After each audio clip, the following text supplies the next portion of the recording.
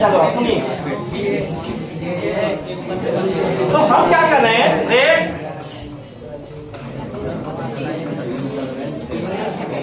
बात नहीं करो। हम क्या कर रहे हैं कि अभी देखेंगे, हम लोग अभी देखेंगे electric field intensity due to uniformly charged non conducting plane sheet. मतलब एक अनंत विस्तार की समतल चादर के कारण हम लोग क्या देखेंगे, विद्युत क्षेत्र की तीव्रता। अब इसको देखो, चादर को समझाने के लिए ऐसे समझाते हैं, एक हमको पेज दे दो या ऐसे नहीं, ये क्या है पेज, क्या है ये पेज, समझे। अब देखिए अगर ये क्या है, इस पर जो है सो आवेश एक समान रूप से वितरित है, इस पर जो आवेश है वो एक समान रूप से क्या है, वितरित है। अब आप ये जो है शीट का मतलब होता है बहुत पतला, शीट का मतलब क्या है, बहुत पतला है ना। ये आप इधर से भी आवेश देख सकते हैं, इधर से भी देख सकते हैं, है कि नहीं। अब इस पर आवेश है, अब बताओ आपको जो है सो यहाँ से r डिस्टेंस पर कोई पॉइंट है, इस पॉइंट P पर क्या निकालना है, विद्युत क्षेत्र की तीव्रता। क्या निकालना है, विद्युत क्षेत्र की तीव्रता। बोलिए कोई दिक्कत, ठीक है। तो अब ये शीट को इस शीट को अगर हम ऐसे बनाए तो हमको पॉइंट लेना पड़ेगा या r दूरी पर पॉइंट P लेना पड़ेगा। इधर क्या इधर ड्रॉ कर सकते हैं, नहीं कर सकते। लेकिन अब ऐसे तो हम ऐसे भी तो ड्रॉ नहीं कर सकते ना। तो हम इसको एक अलग तरह से ड्रॉ कर रहे हैं, आप इसको समझना है, एनालाइज करना है। तो देखिए अपना ऐसा शीट है, देखना ध्यान से।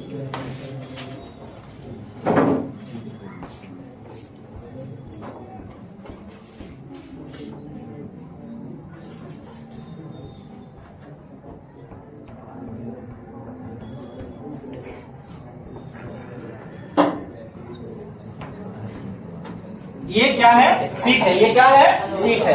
अब क्या है, अब सोचो जरा, अगर ये सीट है तो अगर ये सीट है, अब इसके पास में कोई पॉइंट P है, कोई पास में कोई क्या है, पॉइंट P है। क्या इस पॉइंट के लिए ये सीट अनंत विस्तार का है कि नहीं है। आप ऐसे समझिए कि एक चीटा है, एक क्या है, चीटा, एक चीटा है, क्या है, चीटा है। तो क्या चीटा के लिए, अरे चीटा के लिए हम लोग राक्षस होंगे, नहीं है कि नहीं। चीटा को क्या लग रहा होगा, चीटा नीचे है, उसके पास में आप खड़े हैं, क्या लग रहा होगा, पता नहीं पहाड़ है कि क्या है, अरे नहीं लगेगा। तो इस पॉइंट के लिए, इस पॉइंट के लिए ये जो सीट है ये अनंत है कि इसके कंपेयर में है, अनंत है, इसलिए लिखे है अनंत विस्तार का। इसलिए क्या लिखे है, अनंत विस्तार का। कोई दिक्कत। अब इस पर जो है आवेश जो है वो एक समान रूप से वितरित है, इस पर आवेश जो है वो एक समान रूप से क्या है, वितरित है, एक समान रूप से क्या है, वितरित है। समझना ध्यान से और बातें वगैरह नहीं करिए।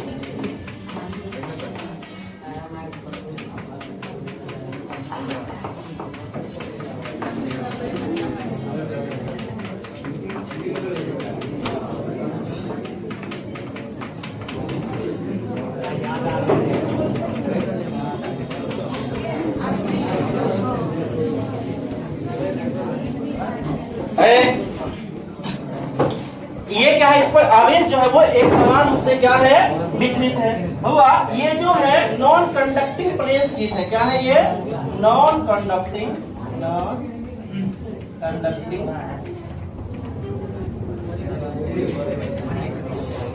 प्लेन है ना, कुछ आवेश समतल चादर है। अब इसका जो आवेश घनत्व है वो कितना है, सिग्मा, कितना है, सिग्मा। पृष्ठ आवेश घनत्व को हम लोग किससे डिनोट करते हैं, सिग्मा से। किससे डिनोट करते हैं, सिग्मा से। अब हुआ इससे जो है r दूरी पर, कितने दूरी पर, r दूरी पर एक पॉइंट है, इस पॉइंट पर हम लोग को क्या निकालना है, विद्युत क्षेत्र की तीव्रता। यहाँ देखना ध्यान से,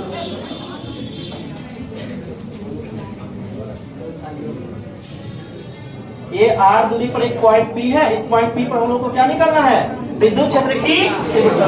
आप सोच के देखिए, ये अगर ऐसे सीट है, ऐसे सीट है, तो विद्युत क्षेत्र आप इधर भी निकाल सकते हैं और इधर भी निकाल सकते हैं, क्योंकि आवेश आप इधर से भी देखिए, इधर से देखिए, बात क्या है, बराबर है। तो इधर भी हो सकता है r दूरी पर और इधर भी हो सकता है r दूरी पर। अब सोच के देखो कि अगर हम बात करें कि r दूरी पर यहाँ पर पॉइंट P है, r दूरी पर यहाँ भी पॉइंट P है, तो हम लोग गॉसियन पृष्ठ तो बनाना पड़ेगा, क्योंकि गॉस प्रमेय का एप्लीकेशन के लिए लागू करने के लिए, अप्लाई करने के लिए हम आपको पहला बतलाए थे तरीका कि जिस किसी भी बिंदु पर आपको विद्युत क्षेत्र की तीव्रता निकालना होगा, उस बिंदु पर हम लोग क्या बनाएंगे, एक गॉसिय पृष्ठ। उस बिंदु से होकर गुजरता हुआ हम लोग क्या बनाते हैं, गॉसिय पृष्ठ। तो हम लोग यहाँ देखो, एक पॉइंट है यहाँ पर, दूसरा पॉइंट है यहाँ पर, है कि नहीं, मतलब इतना यहाँ से उतना ही दूरी r दूरी पर ही है।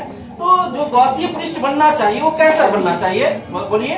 तो ये जो गॉसिय पृष्ठ हम लोग बनाते हैं बेलनाकार। कैसा बनाते हैं, बेलनाकार। कैसा बना देते हैं, बेलनाकार। ठीक है, तो देखो ध्यान से, अगर हम गॉसिय पृष्ठ बनाए, क्या बनाए, गॉसिय पृष्ठ, कुछ ऐसा बनेगा, देखना।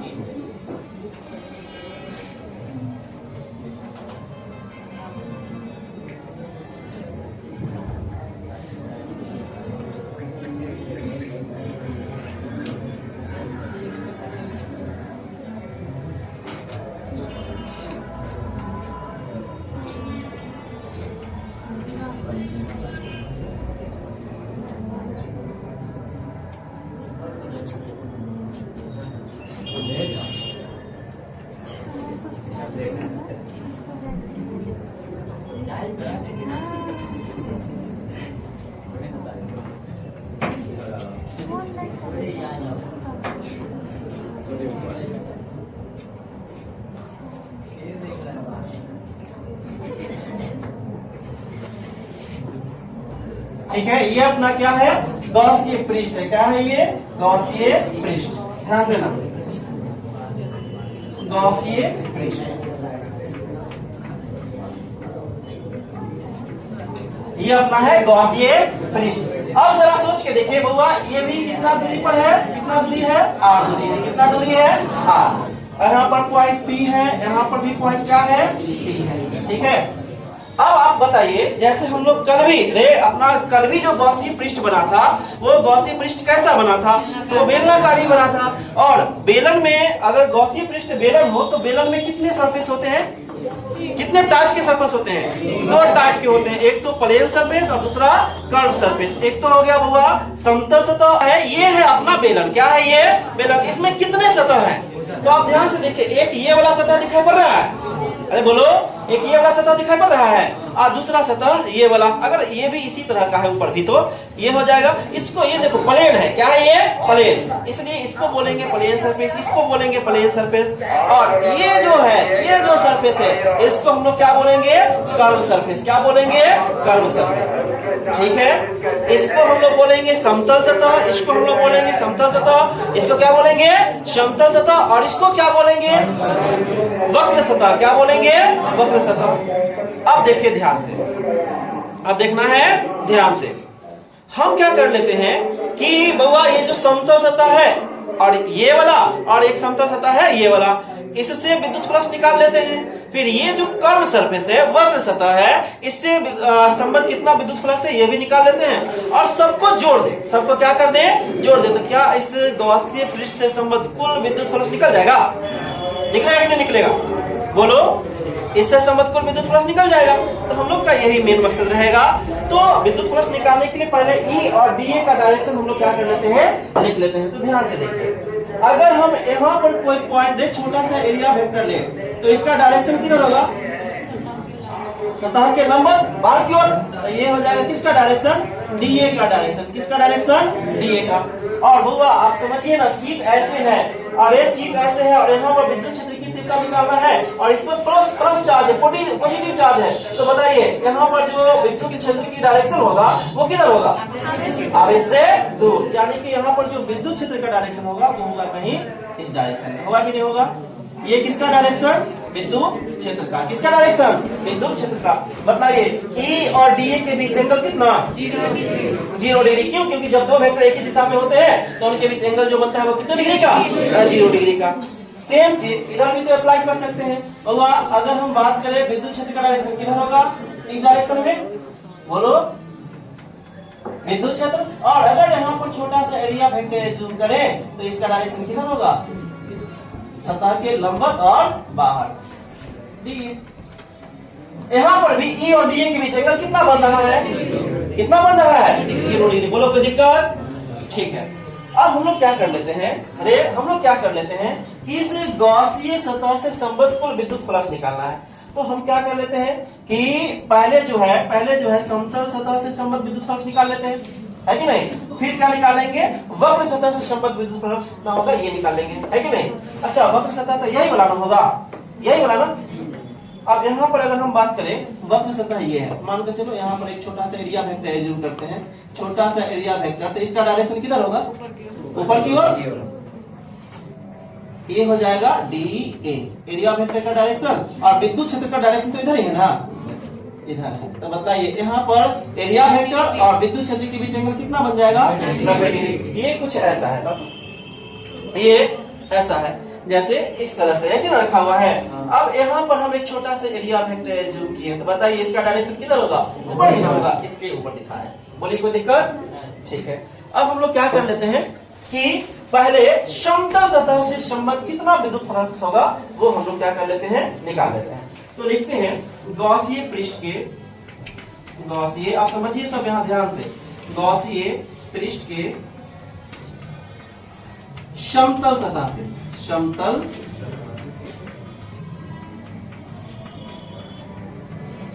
सतह से संबद्ध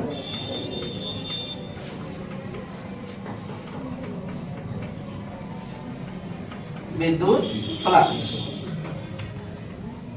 समतल सतह से संबद्ध विद्युत फ्लक्स। तो बाबा हम लोग जानते हैं ना कि फाई बराबर होता है close integral E R dot d ए, होता है कि नहीं होता है। बोलिए अगर टोटल फ्लक्स लिखना है तो फाई बराबर क्या होगा, close integral E dot d ए। ये जो फ्लक्स है हम किसके लिए लिख रहे हैं, समतल सतह के लिए ना। तो हम यहाँ पर क्या लिख देते हैं, फाई समतल, फाई समतल, फाई समतल, ठीक है। आप बराबर क्लोज इंटीग्रल, डॉट हटाएंगे क्या चलेगा, ई डी ए, और डॉट हटाएंगे तो क्या आएगा, कॉस थीटा। क्लियर है। अच्छा, जो समतल सतह है इसमें ई और डी ए के बीच एंगल कितना बन रहा है, कितना बन रहा है, 0 डिग्री। और आप ये समझ के देखिए, एक रे समतल सतह इधर है और इस तरह के दूसरा समतल सतह इधर है ना, तो क्या हम 2 से गुना कर सकते हैं, तो 2 से गुना हो जाएगा। कितने से गुना हो जाएगा, 2 से। तो हम लोग लिख दिए, ठीक है। तो हम यहाँ पर लिख देते हैं दोनों समतल सतह, क्या लिख देते हैं, दोनों समतल सतह, ठीक है। दोनों समतल सतह से संबद्ध विद्युत फ्लक्स क्या आ जाएगा, यहाँ पर भी लिख देते हैं 2, ठीक है। तो 2 close integral E dot d ए, close integral E dot d ए, 2 तो 2 रे, और क्लोज इंटीग्रल और डॉट हटाएंगे तो क्या आएगा, cos theta, E D A cos theta. अब उसको बताओगे थीटा की जगह पर कितना लिखेंगे, 0 डिग्री। गुड, देखिए तो रे अपना आ गया कि फाई समतल, फाई समतल, बात नहीं करिए, फाई समतल बराबर close integral E D A cos 0 degree. अब देखो जरा यहाँ पर कितना आ जाएगा, close integral E D A, और कॉस 0 का मतलब कितना, ए, तो क्या आ जाएगा, close integral E D A, यही ना, क्या बाहर निकल जाएगा, ई, और 2 तो सही है ना, है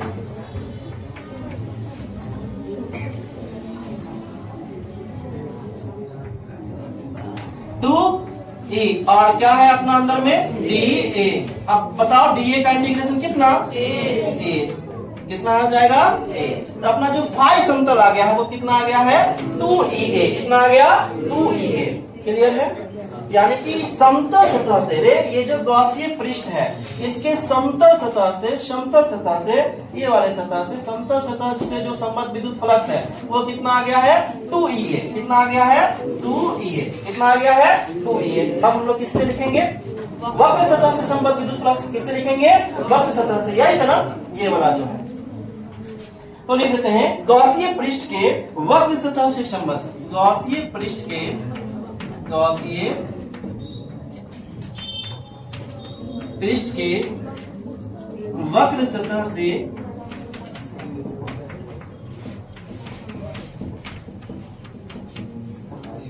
संबद्ध विद्युत फ्लक्स,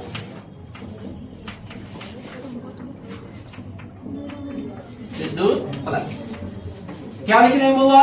फाई, और यहाँ पर क्या लिख देंगे? फाई वक्र ना, क्या लिख देंगे? फाई वक्र, और ये क्या लिखाएगा? Close integral E dot d A. अब बतलाओ जरा, फाई वक्र तो फाई वक्र बराबर क्लोज इंटीग्रल रे ई डॉट हटाएंगे तो क्या लिखाएगा? Cos theta.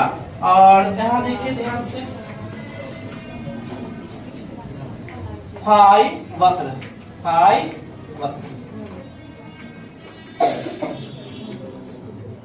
ये कितना हो जाएगा? रे close integral E D A of cos, और थीटा की जगह पर कितना?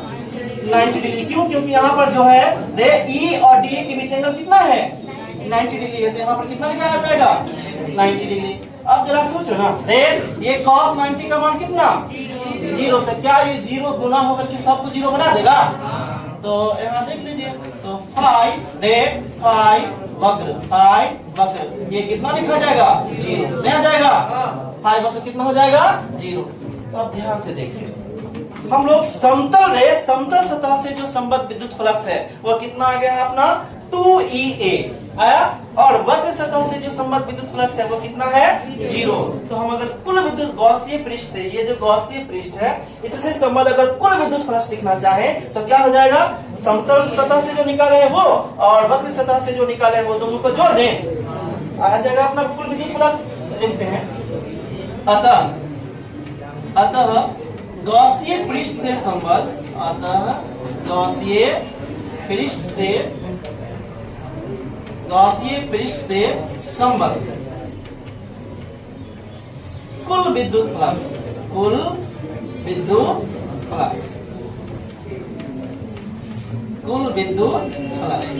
तो मतलब ये रे, अगर हम लोग लिखे फाई टोटल, क्या लिखे? फाई टोटल, तो फाई टोटल कितना हो जाएगा? तो फाई समतल प्लस फाई वक्र, यही ना होगा? तो फाई समतल कितना आया है? 2EA, और ये कितना आया है? 0। तो कितना आ गया अपना? 2EA। क्या इसको समीकरण 1 मान सकते हैं? और जब फ्लक्स टोटल निकल गया इसके बाद क्या रूल होता है? क्या है कि हम लोग गॉस के प्रमेय अप्लाई करेंगे। तो लिखते हैं गॉस के प्रमेय से, किसे? गॉस के प्रमेय से, गॉस के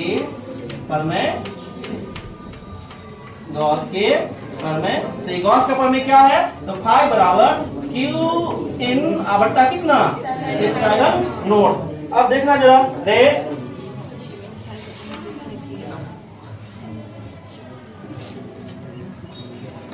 हाँ, तो यहाँ से आ गया अपना रे, देखना जरा, फाई तो फाई और क्यू इन कितना है? इनक्रोच चार्ज कितना है? क्यू बट्टा कितना? एप्सिलॉन नोट, क्यू बट्टा एप्सिलॉन नोट। और ये समीकरण कितना हो गया? 2। समीकरण 1 और समीकरण 2 से हम लोग लिख सकते हैं समीकरण 1 तथा समीकरण 1 तथा 2। समीकरण 1 तथा कितना से? 2 से। बउआ ये भी फ्लक्स ही है और ये भी क्या है? फ्लक्स ही है। क्या दोनों को इक्वेट कर सकते हैं? अरे बराबर कर सकते हैं। तो क्या हो जाएगा?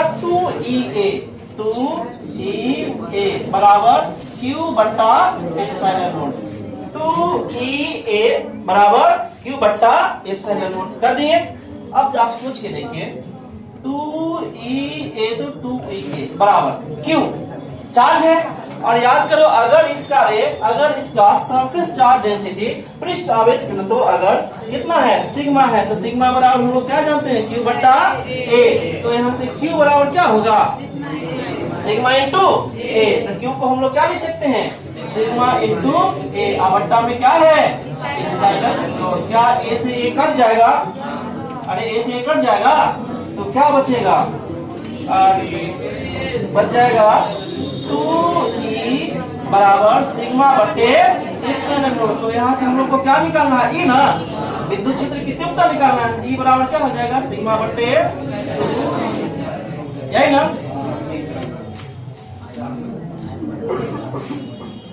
यही है अपना रे। तो ध्यान से देखिए हम लोग क्या किए, कहाँ है तो